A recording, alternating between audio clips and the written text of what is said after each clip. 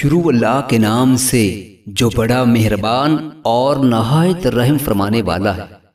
حضرت جابر رضی اللہ تعالیٰ عنہ سے روایت ہے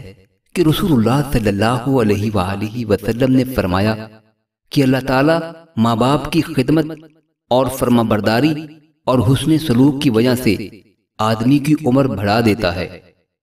حضرت عبداللہ بن عمر رضی اللہ تعالیٰ عنہ سے روایت ہے کہ رسول اللہ صلی اللہ علیہ وآلہ وسلم نے فرمایا، اپنے آبا ماں باپ کی فرما برداری کرو، تمہاری اولاد تمہاری فرما بردار اور خدمت گزار ہوگی،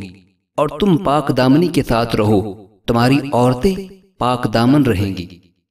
حضرت ابو اسید مالک بن ربیعہ رضی اللہ تعالیٰ عنہ سے روایت ہے، انہوں نے فرمایا، ہم لوگ نبی صلی اللہ علیہ وآلہ وسلم کی خدمت میں حاضر تھے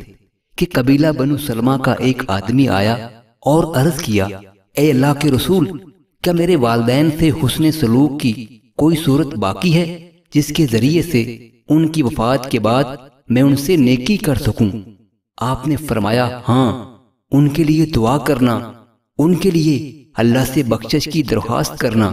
ان کی وفات کے بعد ان کے وعدے پورے کرنا جو وہ زندگی میں پورے نہ کر سکے ہوں، ان کے دوستوں کا احترام کرنا اور ان رشتہ داروں سے صلہ رحمی کرنا جن سے تعلق صرف ان کے واسطے سے ہے۔